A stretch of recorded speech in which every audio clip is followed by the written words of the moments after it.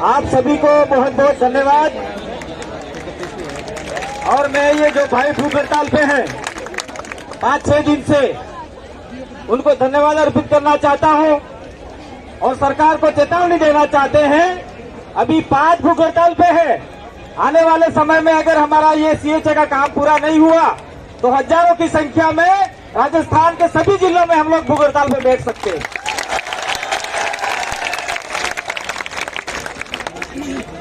अभी मैं 700-800 किलोमीटर से आया और मुझे यहाँ पे आने के बाद पता चला कि हमारे भाई इतने दिन से यहाँ पे धरने पे बैठे हुए हैं। सरकार की ओर से कोई भी प्रतिनिधि आपका हालचाल पूछने नहीं आया है और आप लोग 28,000 लोग हो। जब भारत देश पूरा संक्रमण काल में गुजर रहा था, राजस्थान की जनता भी मर रही थी, तब आपने अपना जज्बा दिखाते हुए जनता को बचाने का पूरा प्रयास किया और आपका काम आज सरकार बुला रही है।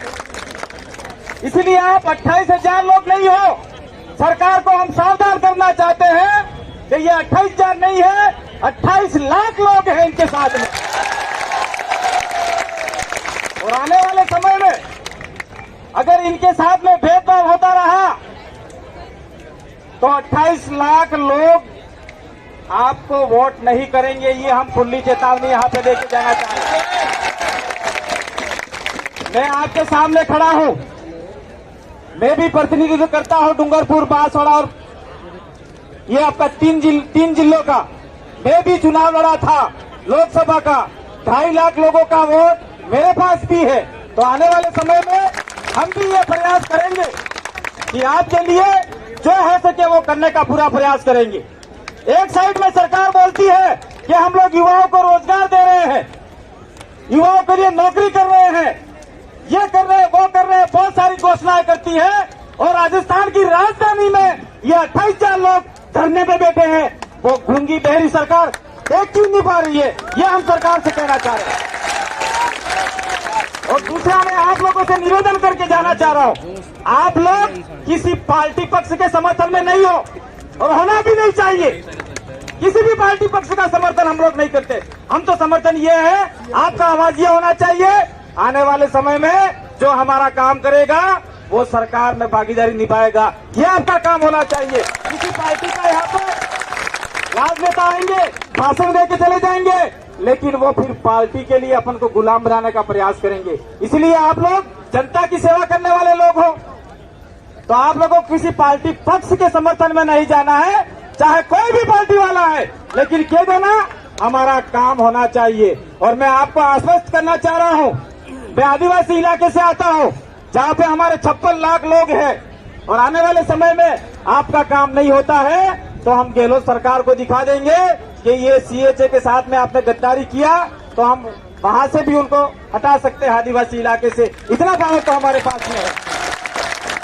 और दूसरी बात मैं कहना चाह रहा हूं, सरकार को भी कहना चाह रहा हूं कि कुछ समय पहले हमारे 1167 पद के लिए हाईवे जाम हुआ, जिसमें सरकार ने अंधाधुंध फायरिंग करके 2-4 आदिवासियों को गोलियों से मार डाला। और आज भी हमारे 5,000 युवा पीढ़ी पे ऊपर मुकदमे चल रहे हैं, जिसमें कुछ कर्मचारी है जिन्होंने साथ दिया था। सरकार कभी हमारे पक्ष में नहीं आती है, लेकिन सरकार पे हमको दबाव बनाना पड़ेगा। इस दबाव में हमारी जो सहायता होगी, हम जो कर पाएंगे वो आपके साथ में है। और मैं यहाँ आप लोगों से निवेदन और वादा करके जाना चाह रहा हूँ कि हमारे साथ में 2 एमएलए हैं, वो आज किसी कारणवश यहाँ नहीं आ पाए हैं, लेकिन आने वाले समय में दोनों एमएलए आपके साथ में खड़े होंगे, राम प्रसाद डिंडोर और राजकुमार रौत। इसलिए आप लोगों को कतई घबराने की जरूरत नहीं है। साथियों, आप लोग डटे रहिए, हमारे से जितना होगा यहाँ पे नहीं तो हम वहां पे भी आंदोलन खड़ा करेंगे। और ये आंदोलन झुकना नहीं चाहिए, बिकना नहीं चाहिए, जीतना चाहिए। मैं तो ये कहने के लिए आया हूं। अगर हम झुक गए, बिकने वाले तो नहीं है, लेकिन एक शब्द आता है हल्का फुल्का, क्योंकि कोई संगठन बनता है तो कोई संगठन का पदाधिकारी है वो कुछ समझौता कर लेते हैं, लेकिन मुझे ऐसा नहीं लगता है कि यहाँ पे कोई समझौता करेंगे। समझौता करेगी तो राजस्थान सरकार आपके मंच पे आके समझौता करेगी, ये प्रयास हमको करना चाहिए। तो साथियों, मैं इतने दूर से आया था, आप लोगों से रूबरू हुआ, कल तक जयपुर में भी हूँ और कल भी मैं यहाँ पे आऊंगा। आज भी हूँ, मैं किसी काम से आया था, लेकिन यहाँ पे हमारे साथी बहुत सारे हैं, उन्होंने कहा कि आपको आना है, मुझे ध्यान नहीं था। और आने वाले समय में आप लोग यहाँ डटे रहिए, हमारे से जो भी सहायता होगी हम आपके साथ में खड़े रहेंगे। आपने मुझे यहाँ बोलने का मौका दिया, इसलिए बहुत बहुत धन्यवाद। रोक कांति भाई की आदिवासी की ओर से आप सभी को जय जोहार, धन्यवाद।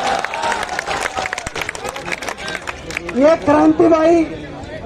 कांति भाई अपने साथ हैं और मैं इनसे रिक्वेस्ट करता हूं कि जब सरकार 1.5 साल पहले घुटनों पे आ गई थी तो दोनों पैर आपने दिए थे, तो हम भी आपसे रिक्वेस्ट करते हैं कि आप जो सरकार आपके कदमों पे, क्योंकि धड़ किसी का हो सकता है। सुनील खंडेला विधानसभा से कांग्रेस प्रत्याशी युवाओं की आवाज हमारे बीच है। सुनील हर युवा के मुद्दे पर सरकार से दो हाथ करने के लिए तैयार रहते हैं, वो आज हमारे बीच में कांति भाई साहब।